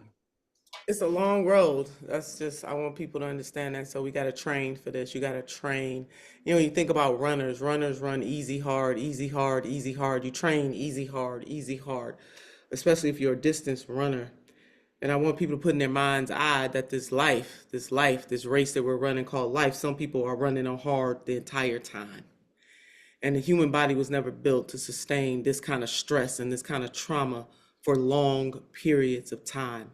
That is what we're dealing with in the way that the system is set up. It is cruel. It is cruel. It's class cruel. It is race cruel. It is particularly anti-Black cruel. So those of us of consciousness who have decided to take up the mantle of justice in the tradition of so many other people who came before us, whose names we know, names we don't, some people that come after us, but it's our moment right now for us to decide that we are going to do everything in our power, collective power, to beat back against inhumanity in all of its forms, no matter what political party is at the hand of, and to absolutely not to get weary and well doing. The function of freedom is to free somebody else. That was a great Toni Morrison. And I want to submit that, Alan. It's hard. It is hard. So I want to recognize in this space how hard this assignment is. We're going to recognize in this space how hard this assignment is, especially for PDA, who's trying to work within the party, and for everybody else that's doing a great work all around us. This is hard work, but anything worth having. I mean, when you are fighting for justice, it's just hard. So I want to rest with that, but we're going to get through this. I believe we're going to get through this, and we're going to have to do some things that we may never benefit from, but that's no different from other great champions who've come before us. When you're fighting for justice and liberation, it is never pretty. Toni Morrison was Ohioan, right? Yeah, she was. Lorain, Ohio. The function of freedom is to free somebody else. I read her books back in college, and I thought they were just, if people want to immerse themselves in a world of, I mean, there's a mysticism there. There's a mysticism because our lives are mysteries. Let's face that too. And it's just such beautiful literature. It's astonishing. And if anybody does want to maybe escape into some writing, I'd highly recommend Sula, a little more tragic, and Song of Solomon with an undercurrent of tragedy, a little more joyful. So, incredible works. Let's go to Stack and you got time, maybe another 15 minutes to half an hour. Yeah, Is that just okay? about 15. Yeah. Okay, let's go for it. Moji Aga, you're up first. Please unmute. Hi, and thank you. And hi, Sister Nina. I don't know whether you remember me when you were working with Brother Bernie. I was on a phone call with you to talk to, I have, I had a project which I'm continuing for Iran peace plan, a nuclear deal in support of the nuclear deal. And so, but anyhow, I am an Iranian American Sufi Muslim talking about mysticism. And I wanted to thank you for your mentioning that Jesus needs to be rescued from the clutches of those people who pretend to be Christian. And Judaism needs to be rescued from the clutches of the Zionists, and inside Iran, Islam needs to be rescued from those people who say they are Muslim. And so thank you for pointing that out. It says time's up. Let me just, my approach has been to organize the civil society as through the chambers of compassion, so that various kinds of activists, regardless of what are good cause, climate change, peace, justice, human rights, democracy, and whatever, right now we are extremely fragmented. So it's organizing pre-politically the civil society through the chambers of compassion. So I hope that I can communicate with you so that we can organize we the people, not for power, but for nonviolent power. Thank you. Thank you. What's your thoughts, Nina? Oh, that's beautiful. It's beautiful. We're going to go Marciel, then Jim Carpenter. So Marciel, please unmute. Oh, I hope I got that right. Yes. Go ahead. Yes, thank you. Nina, I have a question for you. When you say huddle, exactly how do we do that? Do we call places like Swing Left and ask them to join with PDA? Can you give us concrete examples of huddling together? Thank you, appreciate it. Thank you. Certainly, I mean, there are let me use labor tables, for example, which Alan is very familiar with in PDA. Right. PDA is already huddling with some groups. That's what I mean. We look out into the universe of the different groups doing different types of work that either overlap or have and think about it as football, even though I don't know why I'm no expert on football, but the different positions, who's the kicker, who's the quarterback, the coach, there are different coaches, there are special teams, all of that kind of stuff. And so it's looking out into the vast universe of the types of groups that are out there and what are they working on. Some are electoral, some are dealing with just issues based. If we pick groups to huddle with, and we're not excluding any, but you got to start somewhere, the huddle would be forming a table. And then that table would decide, for example, we're all going to take up the 21st century economic bill of rights, or we're all going to take up the freedom budget for all Americans. And so it doesn't matter where we disagree, these tenets of both of these documents, we're going to take up as a collective group. We are going to look at 4 or 5 states, and I'm just putting this, Marcel, I'm just putting these out as an example. And we're going to look at these states, and you're going to take this position, you take this position, you take this position. So if we use Hartzell's race, for example, if you get the Working Families Party and PDA to agree that they're going to put their collective efforts to get Hartzell elected, that's what I mean by a table. Now, some other group may join that table. Invisible may be at that table. Swing Left may be at that table. But that's what I mean. The table is not just for people to come in and socialize. The table is, this is the goal. it's going to take us the midterms are next year. These are the 5 races we're looking at, and we're putting all our efforts to get these 5 solidly progressive folks elected so that when the neoliberal Democrats take over the Congress again, we don't put more players on the field who can be stronger in that Congress on the progressive side. And the table work doesn't have to last forever. Maybe we table just through the midterm. Some are going to be more long lasting. Some might be Right. just for one task and one task only. But at the table is very clear on what we're working on, and it's time bound. It's not going to be forever before we move to the next thing. And if I may add in here too, I don't know if Nina knows this or you, Marcial, Working Families Party and PDA have a very interesting history in that when Tim Carpenter formed PDA and it spread like wildfire across the country, it was really, at the time, Americans for Democratic Action was in sort of a precipitous decline for reasons that are internal to that organization, but it stuck. It didn't maintain its levels. The Wellstone Initiative didn't spread as rapidly, but PDA did. And PDA started chapters all over the country with Tim and Steve, with the backbone coming out of Rainbow Push 2 around the country, including through the Southeast. But in New York City, Tim Carpenter met with Dan Cantor, the founder of the Working Families Party, and it was the one political formation that Tim felt had enough heft in a state that he wasn't going to take. And also, New York City is a very distinctive place with its own unique political formations that are sort of hard to break through. Chicago can be a little bit that way too.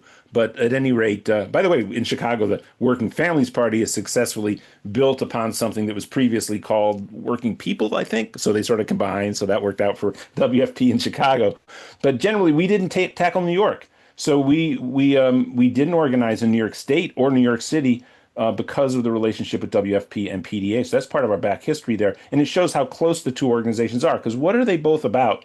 Is they're both about basically making one large mass party that is competitive for political power in the United States that represents working people, working families, and social justice writ large. Okay, so we share that as a mission, and now that Working Families Party has spread to about 20 other states, though their sort of task is different because only a few of those states have fusion voting. I think only 3 or 4 in the whole country do. So they work more on the outside of the Democratic Party, and yet in a symbiotic relationship to it. But PDA is more, of course, always trying to transform the Democratic Party. So it makes sense in all of those states for us to huddle with the WFP and to compare notes and try to figure out how are we doing to build the kind of political force we know we need in the society. And right now, the Democratic Party conservatives and moderates are a huge barrier to the creation of that. At the same time as, of course, we have to defeat fascism. There are a few new tables that have formed, by the way, and maybe Nina, in the next week or 10 days, I should talk to you about these and get you up to speed on some of the things we're participating in. 2 of them, and actually 2 of the larger ones, they're trying to create popular fronts against fascism. A lot of them are labor-based, but they're 2 different coalitions. And they actually met. PDA was involved with one of the 2, but then we met up with this other one, and they talked about, unifying, but maybe that'd be difficult. And I actually chimed in and said, don't unify, just coordinate because of the risk of Trump targeting one or the other and knocking them out, which is a real risk right now. So it's actually beneficial that things like Working Families Party and PDA both exist simultaneously, because if one is targeted, then at least the other still exists. And yeah, Well, of yeah. course, for legal funds too. I mean, that's going to be very important for all of these groups to have. And to think about the grassroots nature of organizing, also the political nature. We need a heart soul to win because we do need power, right? hmm And hmm we also need to organize the grassroots as well. So even Alan, as you say, Working Families Party might not have many lines, but the fact that in places where they don't, we can organize grassroots power to have hmm an impact on the Democratic Party as those people go and vote in the various primaries in their states. Right. I think Mike Fox put in the Greens and DSA. Yeah, definitely. And the Greens, as we know, um, they got lines in many of the states for the presidential. So there are a lot of things that we can do between now and getting to 2028 to become a force, both on the grassroots side and on the pure political side. We need people to win races because we need that. We need that type of power. There are different types of power, but we need that type of power as well.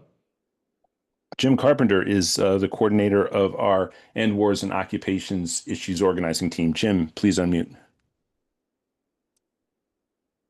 I needed Senator Turner. You always inspire me. Thank you for being on this call. I just would like to say that I can hold my nose and vote for a corporate Democrat in order to defeat a fascist, but I cannot hold my nose and vote for a genocide Democrat. When you talk about supporting a genocide, in my mind, you're crossing a red line and you cannot be supported. The majority of Democrats, House Democrats, still have not signed the Block the Bombs Act to stop weapons from going to Israel. So the majority of Democrats still supported genocide. Recently, we had a meeting with Dennis Kucinich. He said that any Democrat who supports Israel during this genocide should be primary, even if that person cannot win the election. So my question to you is the genocide a red line to you? And should we ever support a Democrat who continues to support Israel's genocide? Jim, it's absolutely a red line. I think anybody that heretofore has not called this out as a genocide or ethnic cleansing is ineligible to run for president of the United States of America in 2028. We should absolutely reject them writ large. So I'm with you, Jim Carpenter, all the way. Yes, absolutely. We can't support them people. And it's important to remember people are upset about what President Trump is doing. And you should be on this because he definitely has the chutzpah. I wish he would use it a different way. He could stop this. You got to be equally as mad with President Biden as well. It can't be one or the other. You can't be all up in the arms over President Trump and not the same on this particular issue, because most of the damage so far happened under a Democratic administration. Certainly, President Trump is doing his level best to catch up. But Jim Carpenter, I'm with you all the way. Absolutely not one of them. And let the chips fall where it may on that. They should absolutely not get our votes ever, and in any of the presidential candidates. That is the question. And if they have not called this out for what it is, they are ineligible. And they got a little bit of time, because it's getting almost too late. How many people got to die? How many people got to be starved to death for you to understand and be able to call the question about why is our money being spent this way to kill off other people? And big ups to Congressman Ro Khanna so far, as among those who may seek that nomination, has been the only one that has stood up in this way. But it's disqualifying Jim Carpenter for Congress, and it's disqualifying for the presidency. Thank you so much. Appreciate you. Yeah, I just when Mike was doing his updates, I glanced at my emails and I got an email from JD Pritzker, obviously not a personal email from JD Pritzker, advocating for Chris Pappas. And I've spoken to Chris Pappas. He's an agreeable guy. He is the most conservative voting member of the Democratic caucus in the U.S. House of Representatives. And you can imagine he is a darling of AIPAC, et cetera. And he is running for the open Senate seat in New Hampshire. And we have on our call, maybe right now, the progressive challenger who joins our call every week, who will be lifting up as a progressive challenger against Chris Pappas. But of course, J.D. Pritzker's, who's, of the people who are poised to run for president, is considered, even on the progressive side of the thing, is there shilling for Chris Pappas. Okay. And right now, things, even if you look at Medicare for all, an easier lift, maybe, considering that, I suppose it's the same thing, right? The healthcare insurance industry has backed these Democrats, just like AIPAC and United, right? What is it? The same thing, Alan. It's the corporate capture of the duopoly. It's dark money. The reason why we can't do anything to help the people in Gaza is the same energy stopping us from having universal health care. Those things are the same. Absolutely. And of course, Chris Pappas is very much in the pocket of the insurance companies, and to be a senator. And when you're elected senator, that's the hugest institutional barrier, by the way. Presidential election, where you can actually speak to the whole public. And of course, the presidential election is the election that the largest percentage of the American population engages in, of any election that there is. And then the House of Representatives, where you have the smaller districts, you have seen many more gains by real progressives.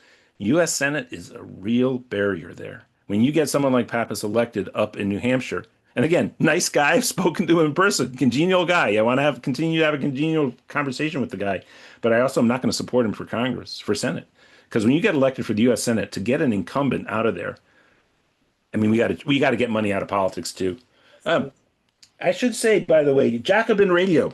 was going to have an interview. I'm still involved in that project peripherally from Jacobin Magazine with a political scientist named Thomas Ferguson, and that show is going to be posted around Tuesday or Wednesday of this week. I encourage everybody to listen to it. At the end, Ferguson makes the case that the Democratic Party has to get money out of its primaries.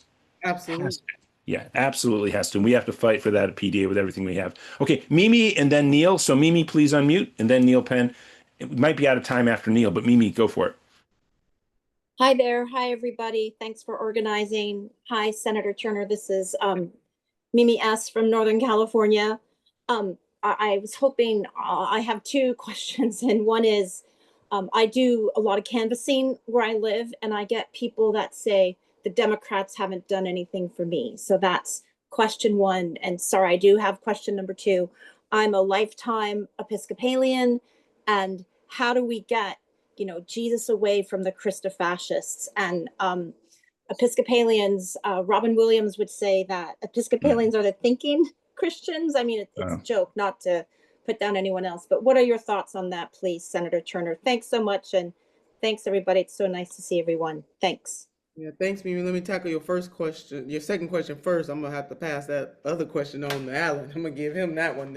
Your second question first, which is how we do it. It is by having conversations like we are right now with people who are not just feeling put upon. I mean, there has been a theft. 911, what's your emergency? We've been robbed.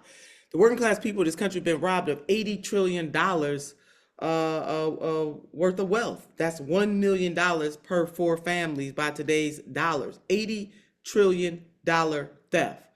And so in the consciousness of the Christ, who said what, do unto others as you would have them do unto you, and what you've done to the least of these, you have done to me. It is having these conversations with people about where their pressure points are. And when you're trying to recruit people into understanding that the system is cruel and that the duopoly has been captured and that all we really have is each other, that's number one. And then number two, when we are going straight at the Christian, what do you call them, Mimi? The Christian, what did you call them? I forgot what Mimi called them, but the Christian crypto fascists, I think, or something. Them folks. We got to be willing to understand the legacy of the Christ and to speak that truth directly, absolutely directly at them, and don't mince words with it. So when we're trying to recruit and bring people over, we're talking about what a Christian society looks like, or none of the attributes that these people on the right, the Christian right, are saying are attributes of the Christ. When did greed used to be when did greed become a civic virtue? I don't remember that. And now all of a sudden, Alan, as you laid out, might makes right. Those who have the most money are worshipped somehow as if they did these things themselves. They didn't do these things themselves. It's robbery. They robbed somebody to get that level of wealth. So I mean, it's just having those kinds of conversations with people, and then in debate, if you are in debate forum with a Christian nationalist, I would just ask, when did Jesus say, don't feed the poor? When did Jesus ever, say something ill about transgender people? When did you ask them, when did Jesus do these things? And then you just turn it around on them. But it is being very clear that the type of Christianity that the religious right is talking about is no Christianity at all. Yeah, no, that's powerful. It's very powerful. Mimi did correct me. It's not. There's no crypto in there. Just Christo-fascists. Oh, Christo-fascist. I love that. Yeah. That's good. Yeah, more precise and correct. Yeah, from what you said. Democrats haven't done. So Alan, she said at the door, she's talking to people and they saying Democrats haven't done anything for me. Oh boy, for that, well, no, they've done something. They've given them band-aids. I mean, since the Clinton era Democratic Party, look, Clinton in '92 was ascendant within the party because of the 3 consecutive victories, sizable victories by the Reagan Bush Republicans, which the Democrats were, they had for generations dominated the U.S. House of Representatives and had been the majoritarian party in the United States of America from Roosevelt all the way through that time, and people bought into the DLC logic at that time, but they should have recognized right away it was a horrible corruption. The Democratic Party controlled the U.S. House of Representatives from 1933 to 1994, 1995, technically gets seated in 95, for all but 4 years. Since Clinton's presidency, so the first election in the House of Representatives, which is a national election, all 435 seats up for election, to the present, the Republicans have controlled it, I think, 24 out of 32 years. Only 8 years, maybe it's 22 out of 30, something like that. Only 8 years and over 20 years of Republican control. So only 4 years of what, Republican. Alan, what did you say of the from So 19? from 95 through to the present, right? I suppose that's 30 years. Yeah, 22 years of Republican control of the House, 8 years Democratic. Okay. And then in the years before, for 50 odd years, only 4 years of Republican rule. So clearly the public wanted a Democratic Party that represented the working class, not the neoliberal Democratic Party. And if you even look at the best thing that Clinton does for the general population would be largely considered the earned income tax credit. But that is clearly a band-aid on a reformulation of tax policy in which working class people go sink down and money all gets accrued through tax policy into the pockets of the super wealthy. And so, yeah, all they've given is band-aids, and I don't disagree with that. And I'm sorry that, the band-aids are such that it's less savage than the Republican Party. But by the way, the thing about using power too, yes, Trump is a more extreme example of it, but Mitch McConnell was always proof of that. He was willing to have deficits to the max and use them for tax breaks, but never the Democrats would come in and never use deficits for public spending that was being cut, and they were as much the party of austerity as the Republican Party was from 1995 through to. It changed a little bit with Joe Biden. I'll give Biden that, but that was large. Don't forget, with that, there are people who champion Biden as a switch, but it happened in the context of COVID. Right. I don't think that the Democratic Party, Biden or the House and Senate Democrats would have gone for the degree of fiscal spending they had if not in the context of COVID. And in fact, they only pursued it in the first 2 years when COVID was a hot issue. Right. Thank you, Carly. You're right there. But it was only in that context. And They receded, Alan. I mean, if we take the child tax credit, right. how you let that go away? Yeah. Oh, yeah. Because cutting poverty in half. Let's just go back to doubling poverty back for child poverty. It's insane. Hey, I want to get to Dorothy Reich. So let's go to Neil and then Dorothy. Dorothy, I know wanted to get a word in. She spoke to me yesterday, so I'm going to give her that privilege. But Neil, then Dorothy, and then we'll let Nina go. It's been gracious with her time. Neil Penn, please unmute, Neil. Go ahead. Senator Turner, thank you so much for your passionate words balanced with a really clear critique of what we need to do. When I listen to the classical music of Sweet Honey and the Rock, you come to mind. You had mentioned reclaiming the historical Jesus, and I agree so strongly with you that based on the cautionary tales of what's to matter with Kansas, how persons in positions of manipulation have done a hijacking. That's right.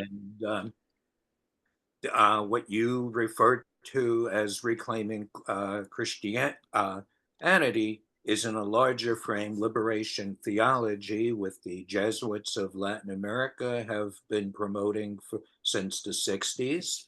And the embodiment of that right here and now is Bishop William Barber. But for those who are looking to have the arguments, Jim Wallace had wrote a book about 15 years ago called God's Politics, where he critiqued all the hypocrisies that Republican so-called Christians embody. And Karen Armstrong does a great job of putting religion in its context. Last point, the social policies of the historical Jesus almost verbatim are the same social policies of the Hebrew prophet Isaiah. Oh, that's true. Yeah, he definitely stands out within the Old Testament texts. That's so good. Any comment, Nina? And Jim Wallace's book is incredible. Yeah. Sweet Honey and the Rocket. I'm going to get that. God's Politics is the title of that book. Jim, yeah, it's about 15 years. That's about right. And I have a copy in the other room, but I won't have time to grab it and show it. Jim, Wallis, right, Neil? Yes. Yeah. Wallis, God's Politics. He Okay. ran a magazine called Sojourners. Sojourners, right?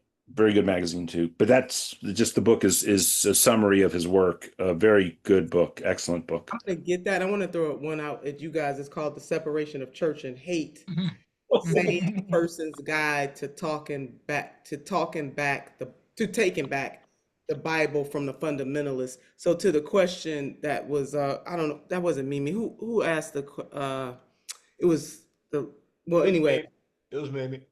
it was me. Yeah. So Separation of Church and Hate. It just came out. It's a bestseller. It's about John Fugelsang. I don't know if I'm pronouncing his last name correctly, but it's Fugelsang. Separation of Church and Hate. Oh, he's a good guy too. Yeah. Person's guide to taking back the Bible from the fundamentalists. That's it, baby. Oh yeah, he does a good podcast show, John Fugelsang. Yeah. Okay.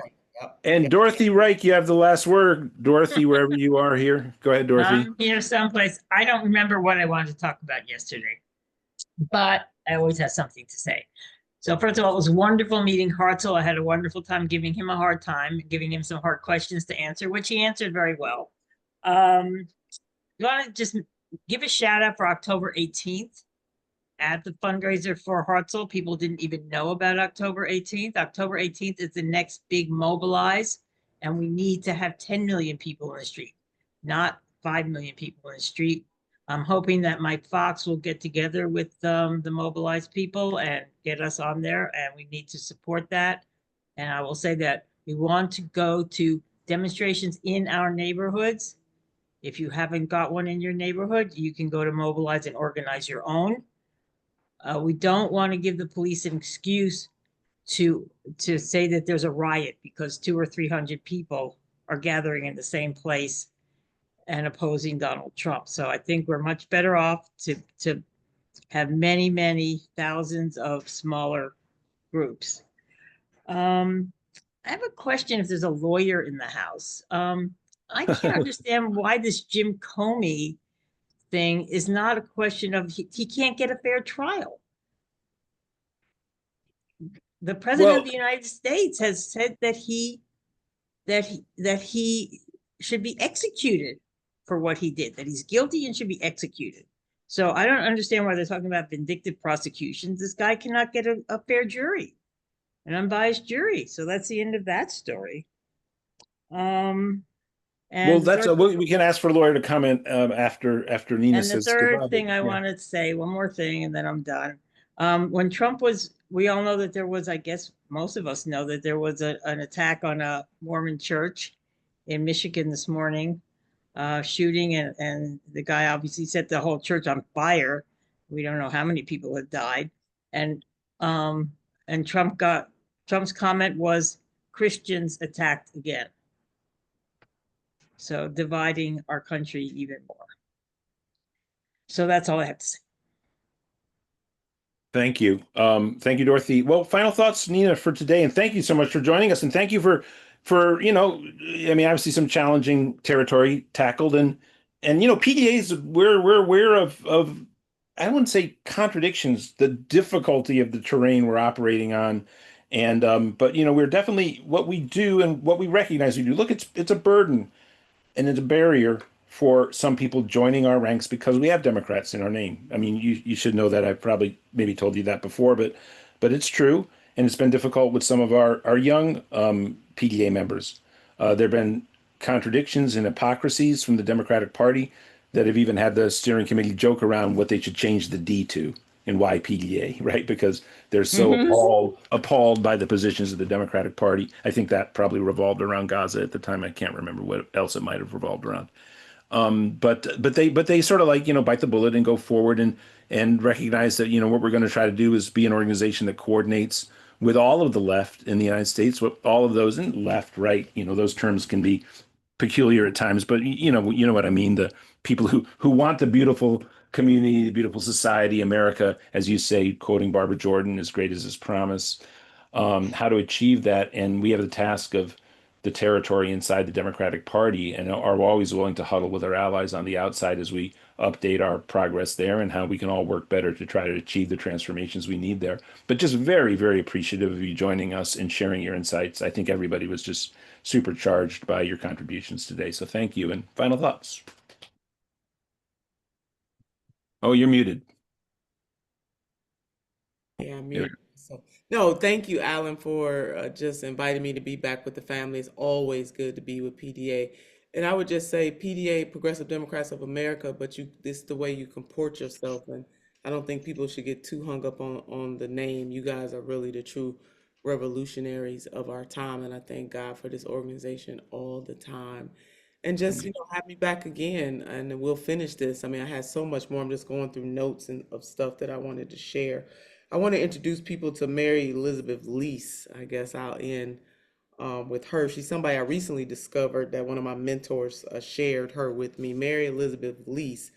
So she was a rabble-rousing Irish American populist, Mary Elizabeth Lease, who helped lead the populist uprising against the robber barons in the late 19th century in Kansas. She believed, for example, that anyone with nearly $1 billion possessed something that others in need should have. For sure. Man. So again, I'm bringing her up and just others as we share information with each other, as we discover new people that even sometimes in this work, it is crushing, it can be depressing, it can feel overwhelming. I want you to know that past, present, and future, past, present, and future, past, present, and future, that we are never alone, that there are people in the past who have tackled the same types of crises, albeit maybe different terrain, but the same, calling the same question about a human rights economy, about humanity, about love, about what you do to the least of these, you do unto me. All of those types of questions that stimulate us as human beings on a regular basis, that we wrestle with both as a nation and as a world, that we are never alone, past, present, and future. Mary Elizabeth Lease is one of those in the past who was wrestling with the same question. It was very clear about the billionaire class that they possessed something that others in need should have. So I want you to take her spirit with you today as we continue to find those both from the past, the present, and we pour into our future, that we're standing up for a type of justice and a type of universal love that touches working class people in this country and working class people all over the world, that we are doing the mighty and great work for all of humanity, past, present, and future. Thank you. Well, you are in honor to all of those who come in the future and follow in our wake, who are here in the present with us, and you honor the memory of all those in the past. Thank you so much. It is an absolute honor to have you, and we'll be in touch very soon and hear from you again. Thank you so much, Nina Turner. Looking forward to it. Much love. Much love. Thank you. And we have two people left on stack. So Mike, why don't I just finish Augustine and Eddie, and then we'll go to family time and I'll put a bow on things. But let's hear from Eddie and Augustine. Eddie, please unmute. You have the floor. Eddie, please unmute. That's Edie. Edie, sorry. Edie, please unmute. My apologies. And it's not happening there, so we're going to go to Augustine and see if Augustine can unmute. Hello. Hello, Augustine. We can hear you. Yeah, so this week I've been watching the news, and this week I have seen so much in the last 9 months with everything going on, and I've seen a lot of people with disabilities being hurt from our president being left behind in our community, people with autism, people with all types of disabilities being left out in the community and not able to work, not be able to not be able to take care of their families and stuff. So, and I've seen so much destruction with how much a lot of people are getting left behind. So it's very scary for me. But because part of me is I'm someone who doesn't like to give up when it comes to like a he's a fascist. Donald Trump is a fascist. He's a populism president who cares about one thing, and he cares about himself. So he serves billionaires but corporations, but not the people. And he doesn't serve the party like he used to do it when like from the progressive party. He doesn't do it like he does for the people. So that's why I think the people we need the people need to come together and protest and try to get people elected in office who can stand up for people like us with disabilities and DEI inclusion and all that stuff for all people with disabilities to work and be included and not left behind in our community. And we need a lot of people on our side to fight. Yeah. Thank you so much. That's beautifully stated, man. I appreciate it so much. And thank you, Augustine. And Edie, again, go for it, Edie. You're unmuted now. Hi. Um, at first I want to apologize for not being able to donate this week because my rent's due. That's another thing. People Okay. should talk about the very high cost of housing. But I guess the question was, like, when I go out, yesterday I was canvassing for Mikey Sherrill, who's running for governor in New Jersey, and some people were saying that like the Democrats didn't do anything for me and that kind of stuff. But a lot of people did say, why is the rent so high? I can't afford to send my kids to college, stuff like that. And the one thing that she's good at, though, is her platform is affordability. But how do we get the message? Well, Jackie Sherrill's has been a pretty moderate Democrat, hasn't really pushed for the progressive agenda throughout her time in Congress. That's really sort of an understatement. But I think if she's pushing affordability, that's of course that message became popular with Zohran Mamdani's campaign in New York City. I'm pretty confident that she will not be pursuing anything as aggressively progressive as he will be as mayor. So you have to look into the details. It's good that she's picking that up, and of course we have to support her for the governor. That's our task at PDA. We do want to see the fascist Republican Party defeated everywhere. And with Jackie Sherrill, I think it's a matter of getting her elected and then holding her proverbial feet to the fire around affordability, because we'll be able to see right next door in New York City the kind of policies that hopefully Zohran, upon his election, will be pursuing that she won't be pursuing in New Jersey, and ask her why not, since they're both running under the heading of affordability. Look, the Democratic Party, depending on the region of the country, look, in Minnesota, to the credit of Tim Walz and to the credit of the woman who tragically was killed, even though she had just made a compromising vote because the Republicans engaged a little more power in the legislature, they had a very thin majority and they were able to push through in Minnesota.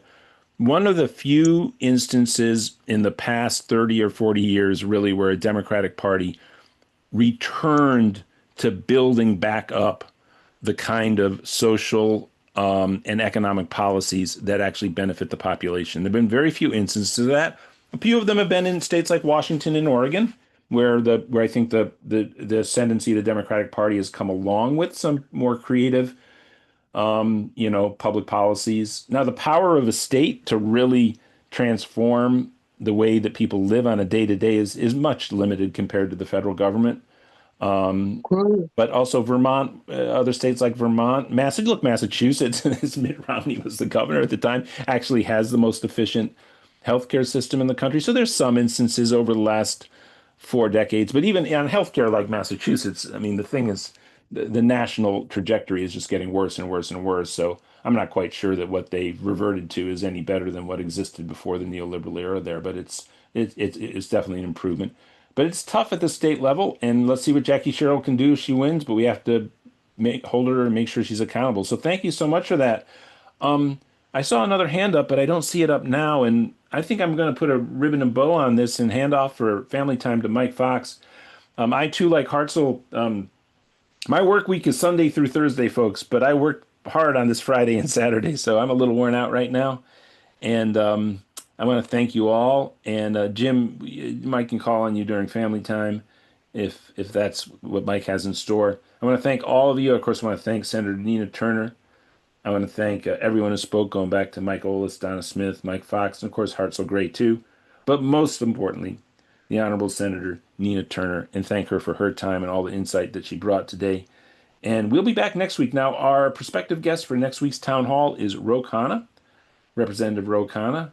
That's not entirely confirmed yet, but we hope to have Ro Khanna on. So let's do what Nina Turner suggested. Every one of us here that's still here brings 3 extra people. People need to hear Ro Khanna right now. He's right now the only, you know, seriously progressive figure in the country who is clearly running for president in 2028. And of course, he is somebody who has a very, very detailed set of policies that match up writ large. I mean, I know there's a few contradictions here and there, but not many with the PDA agenda.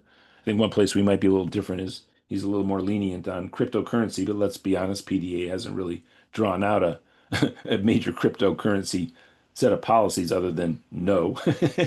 We see these as basically a, pump and dump set of Ponzi schemes, with Bitcoin being a little different in its longevity, but certainly its climate impact has been horrendous. And its use value, I'm not quite sure, even in that case, what it is other than an investment instrument and speculative instrument. But and maybe blockchain technology has more to it than that. But Bitcoin is one thing, blockchain technology is another. One's a subset of the other. So yeah, with the Ro Khanna will be on, we can ask some questions about that if we want to. But that, other than that, he's really on point with the Sanders agenda, the PDA agenda, and he could be our guest next week. We'll see. But it was great having Nina Turner, who's so on point with everything we stand for, folks. So thank you all. And Mike Fox is going to pick up right now with our family time here at PDA. And I am going to go and actually watch some recorded sporting events and get some rest for the rest of the day. Okay,